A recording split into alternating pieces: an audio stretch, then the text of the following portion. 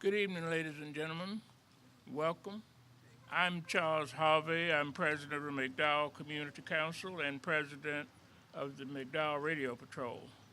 I'm associated with many other community activities.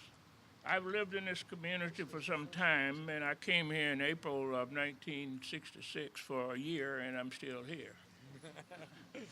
Uh, I work with Kim Tandy, our District 2 neighborhood coordinator, to do a lot of things in the neighborhood.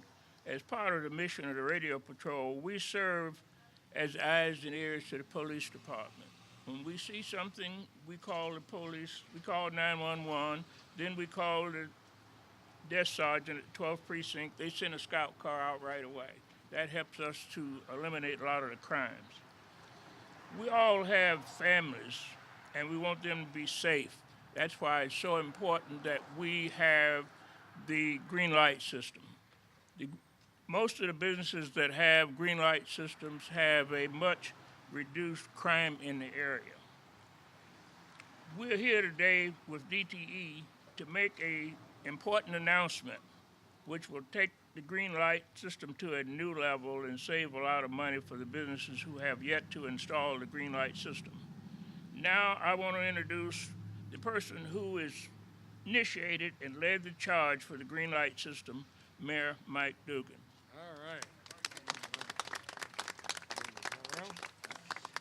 All right. Thank you, Mr. Harvey. The chief and I are really glad to be back here where it started. This was the first green light station. And Nasser Beydoun, Nasser, raise your hand. Nasser made the mistake of coming in and meeting with the chief and me to complain about the city permitting and inspection processes and how cumbersome they were. And I think we listened patiently for about 5 minutes before we told them what was on our mind. And that was, we wanted to change the relationship of the business owners, the police department, and City Hall into one where we came and complained about each other to one where we came and partnered. And the chief and I laid out this concept. And we had a pretty good idea what we wanted to do. We didn't know how it was going to work. And several of our first 8 are standing here today. But Nasser was the first one to stand up and said, you know, I came in here to ask you for help, but I'm walking out being told I'm going to put cameras up. And we said, well, you want to come see us. You never know how it's going to turn out. But what is so special about this town is the corporate support. So we first had the business owners who were, in many cases, shelling out several $1,000s. And then a month ago, the partnership with Comcast, which has dramatically changed this, where we're financing now to basically $140 a month. But the big expense remaining was the lighting, because green light has 2 components. One is high-definition cameras monitored at police headquarters, but they don't do any good unless the lighting is so bright you can see those license plate and see those faces. And so one of the requirements that every single business owner signs in the contract with us is the lighting standard. And today, DTE is now stepping up. They saw what Comcast did on their side, and DTE said, we can do better than that. And they are now offering credits, $4,000 to $6,000 for business owners. You're going to hear from Mr. Mozep, who's getting $4,000 in credits, going to make his business profitable to do this. But we're here today to say thank you to DTE. You think about what we're doing here. We are making progress. We got a long way to go. We're making progress. But the police will never do it alone. But when you start to get the business owners and Comcast and DTE and the neighborhood groups, and we are hearing more and more neighborhood groups who are going into businesses and saying, why don't you have a green light? When all those things happen together, we can change the course of the city. And at this point, I want to introduce the person who had the original idea for a green light station, who's doing such an outstanding job, Police Chief James Craig. Thank you, Mr. Mayor. You know, I got to tell you, this is an exciting day. You know, I've been in the business now almost 40 years, 39 and a half, and this is probably one of the best community, corporate, business, police partnerships that I've been a part of, bar none. Why do I know? Because it's making a difference in the city of Detroit. Just last week, we had San Diego Police Department visit the Detroit Police Department so they could talk about green light. Houston PD has reached out to talk about green light.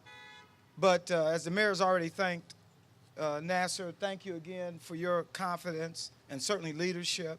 DTE for your confidence, Police Commission, and certainly the mayor believed in this, what I call a very small idea. And he's right, we didn't know the outcome of how this thing was going to work. And here we are. January of this year, we launched, and we started with just 8 locations. Since August, we've seen almost a 50% reduction in violent crime around green light locations. I call that success. Oh, yes, thank you. But as the mayor pointed out, we cannot do it alone. But we have a center that's staffed, our real-time crime center that's staffed 24 hours a day. We're engaged in virtual patrol. We're responding to 9/11 calls that might come out at a green light location from headquarters. But so now I want to tell you a short story. And this is what, when you talk about the success of green light, you've heard me talk about that big incident involving a young woman who pulled a gun out and was involved in a shooting incident, and how quickly we responded and arrested that young lady. That's the story you've been hearing, and it's a successful story. And yes, green light has been a deterrent. But let me tell you about just 2 weeks ago. 2 weeks ago, just 6 short miles from here, on this same street, near Telegraph, at a green light location, a gas station, a suspect entered in, met with the clerk, and posing as a police officer, showed him a badge, and demanded that he give him $250. Certainly the clerk wanted to know why, and there was a conversation about outstanding tickets, and when the clerk began to ask more questions, suspect got angry, somewhat forceful. So fearing that this thing was going to escalate, the clerk gave him the $250. Right after that, he contacted the police. Real-time crime got involved, quickly searched through, because the information that the clerk gave us was a very vague description of a car, a description of the suspect, nothing that stood out. Within 2 hours after going through our video, we were able to identify, and because this was an incident that happened at 11 o'clock at night, so yes, lighting is important. Yes, high definition video. We were able to get the plate, lighting, suspect was arrested within 2 hours and was arrested for a felony. So a message is, don't do it in Detroit.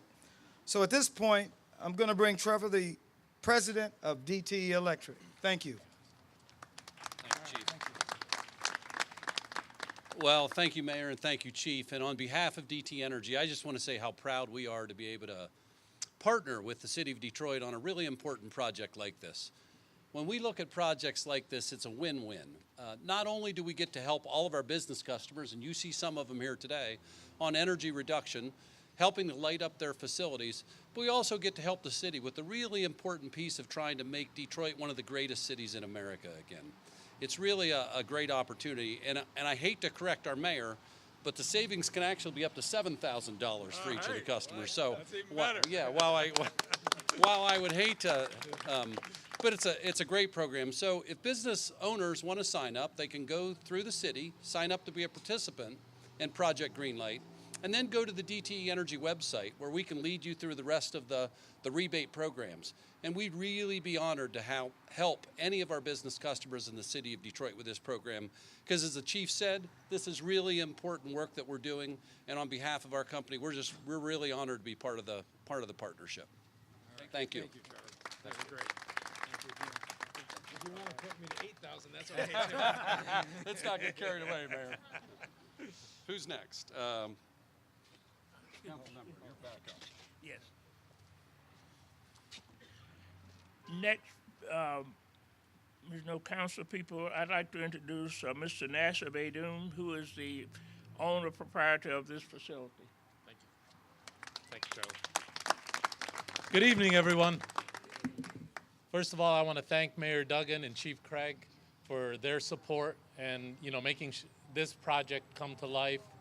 And I want to recognize the other 8 gentlemen that started this program. It started with 8 businesses that came together with the mayor. And like the mayor said, we came in with a problem.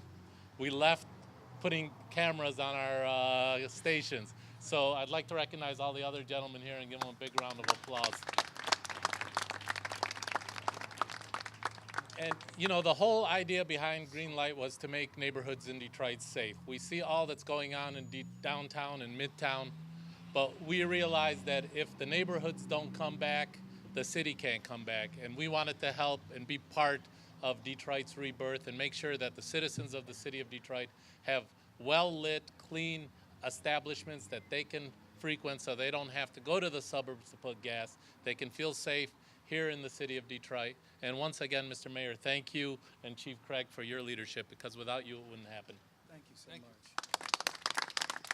Thank you so much. And I would ask our police commissioner, Ricardo Moore, to say a few words. Thank you.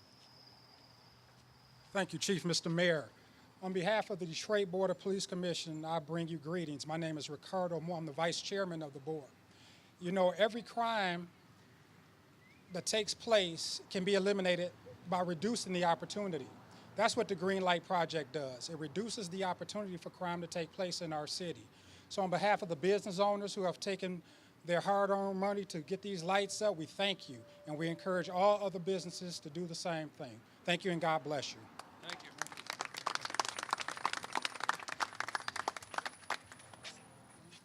Well, that concludes. We have one more. Oh, you have one more? Nasser Mozak. Oh, okay.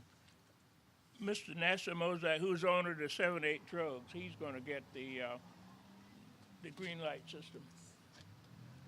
Hello, my name is Nasser Mozab, and just want to say that as a pharmacist, my primary concern for my patients is their safety. So, and that not includes only by dispensing their medications, but that also I'm concerned for them to walk in and out from my pharmacy. So we're proud to say that we are a Green Light partner, and thanks to DTE, they give us a big rebate, which made it possible to have a very well-lit facility. The facility is located at Schaefer and 7 Mile. That's all I'm going to say. Tell them how big your rebate is. Go ahead. My rebate was an upwards of about $4,000. All right. Definitely made it possible, so thanks to DTE. Mayor, we want it retroactive.